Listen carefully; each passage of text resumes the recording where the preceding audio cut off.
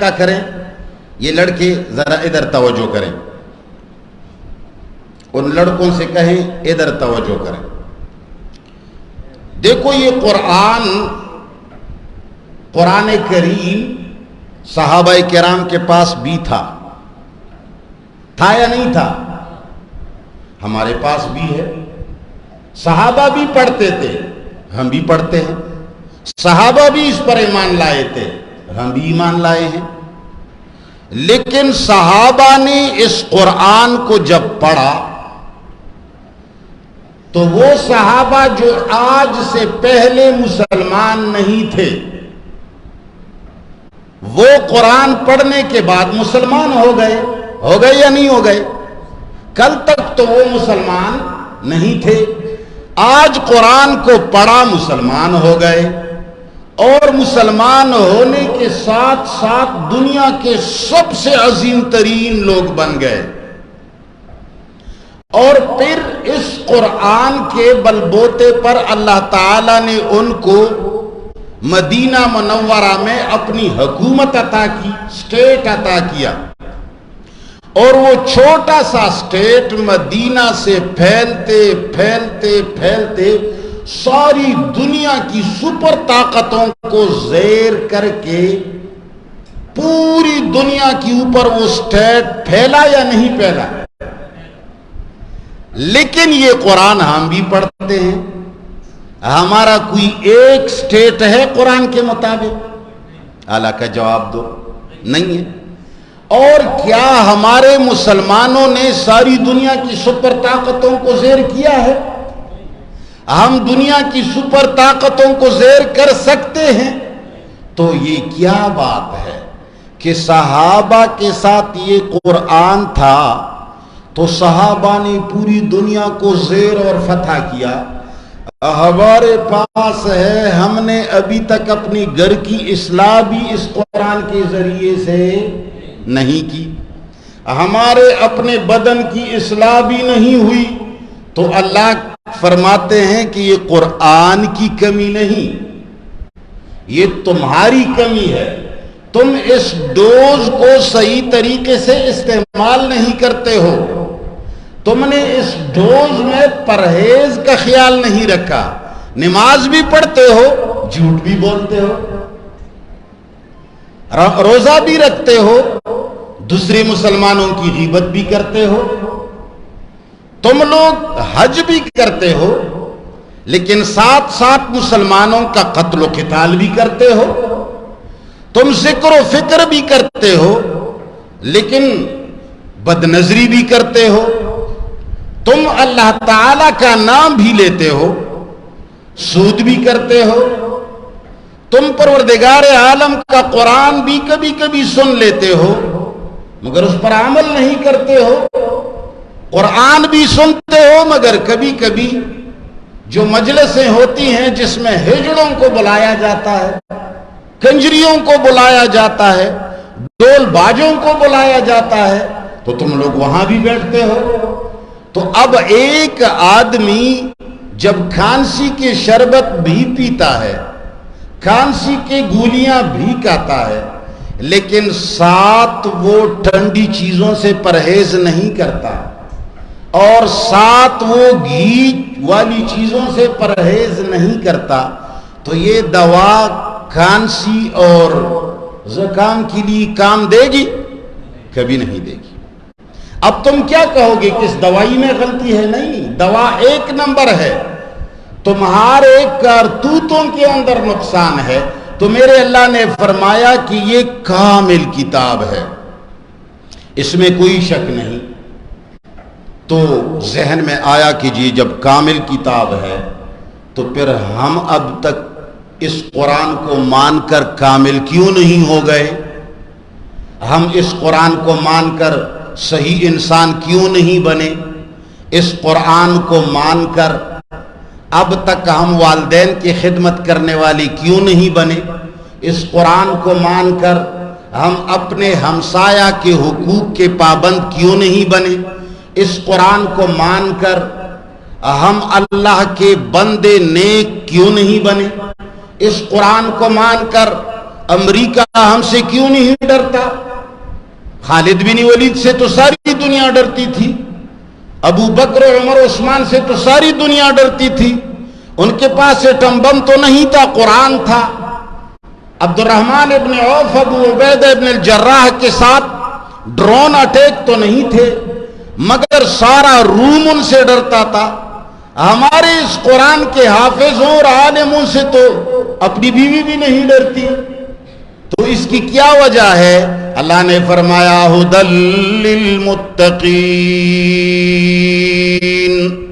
یہ قرآن اس شخص کو انسان بنائے گا، اس شخص کو اللہ کا دوست بنائے گا، اس شخص کو صحابہ کرام سے کے رنگ سے رنگے گا، اس شخص کو باروب بنائے گا، اس شخص کو ہدایت والا راستہ دکھائے گا، اس شخص کو اللہ سے ملائے گا، اس شخص کو نیک بنائے گا جو پرہیزگار ہو۔ لا یمسہ الا المطہرون، قرآن کریم نے دوسری جگہ میں بتایا اس قرآن کے سچائیوں کو، اس قرآن کے اعلیٰ ترین اونچی وادیوں اور اونچی اونچی پہاڑوں کو، اس قرآن کریم کے سرسبزیوں اور شادابیوں تک صرف وہ لوگ پہنچ سکتے ہیں المطہرون، جو شرک سے پاک ہیں، جو بدعت سے پاک ہیں، جو کفر سے پاک ہیں، جو غیبت سے پاک ہیں، جو زنا سے پاک ہیں، جو قتل سے پاک ہیں، جو حسد سے پاک ہیں، جو بغض اور کینے سے پاک ہے، جو جھوٹ نہیں بولتا۔ آپ پورا دن غسل کریں، آپ پورا دن پانی کے اندر نہاتے جائیں، وضو تو آپ کا بن جاتا ہے نا۔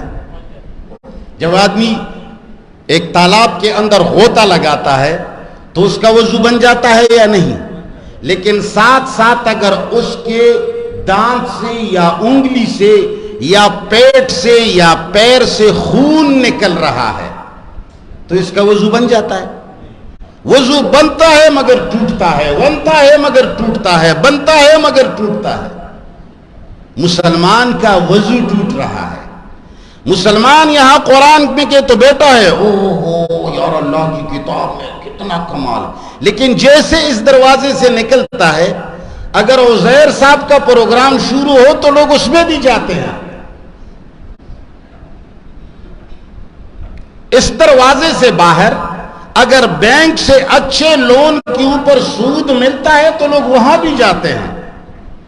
یہاں قرآن تو سن لیتے ہیں، مگر اگر راستے کے اندر کہیں خوبصورت چہرہ نظر آیا تو ہم اس کو بھی تاڑتے ہیں۔ اگر کسی مجلس کے اندر کسی کی غیبت شروع ہوئی تو ہم اس میں بھی حصہ لیتے ہیں۔ اگر والدین کی بات ماننے کی بات آ جائے تو ہم والدین کو ٹکرا دیتے ہیں۔ تو میرے اللہ نے فرمایا ھدی للمتقین، نفع پہنچے گا اس قرآن سے ان لوگوں کو المتقین جو پرہیزگار ہیں، جو اپنے ہمسایوں سے برا سلوک نہیں کرتے، جو اپنے ہمسایوں کے درد سے واقف رہتے ہیں۔ اگر ہمسائے کے اندر، اس کے گھر کے اندر روٹی نہیں ہے تو یہ اپنی روٹی اس کے ساتھ تقسیم کرتا ہے۔ اگر ان کے ساتھ بیماری اور علاج کے لیے پیسہ نہیں تو یہ اپنا پیسہ اس کے ساتھ تقسیم کرتا ہے۔ اگر ان کے گھر میں مرد نہیں رات کو رہنے کے لیے تو یہ اپنی ماں، اپنی نانی، اپنی دادی کو ان کے گھر میں بھیجتے ہیں کہ تم نوجوان لڑکیوں کے ساتھ سو جاؤ اور عورتوں سے کہو کہ ہمارے بندے آپ کے گھر کا پہرا دے رہے ہیں، پریشان ہونے کی ضرورت نہیں۔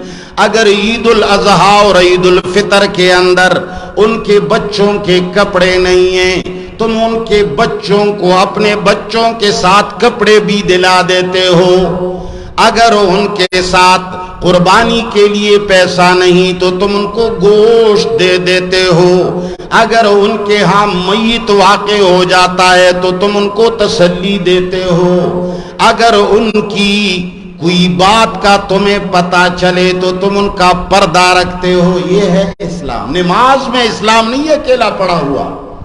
مولویوں نے ہمیں دھوکہ دیا ہے، مولویوں نے لوگوں سے کہا صرف داڑھی رکھو، نماز پڑھو، اور بس جی مولوی صاحب کو زکوٰۃ دیا کرو، بس جنت کے ہم ذمہ دار ہیں۔ صرف نماز سے جنت نہیں ملے گا، حج سے بھی نہیں ملے گا، داڑھی سے بھی نہیں ملے گا۔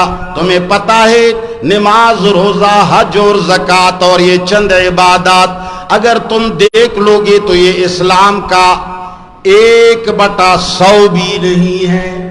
100 میں سے ایک حصہ ہے، وہ 99 حصے پر عمل کون کرے گا؟ تو میرے اللہ نے فرمایا ھدی للمتقین، اس قرآن کا فائدہ پہنچتا ہے پرہیزگاروں کو جو اس قرآن پر پورا عمل کرتے ہیں۔ نماز اگر پڑھتے ہیں تو جھوٹ بھی چھوڑ دیتے ہیں، روزہ اگر رکھتے ہیں تو حسد بھی چھوڑ دیتے ہیں، حج اگر کرتے ہیں تو سخاوت بھی کرتے ہیں، ذکر و اذکار اگر کرتے ہیں تو دوسروں کی پردہ پوشی سے بھی کام لیتے ہیں۔ تو میرے رب نے فرمایا یہ فائدہ پہنچے گا پرہیزگاروں کو۔ اب پرہیزگار کون ہے؟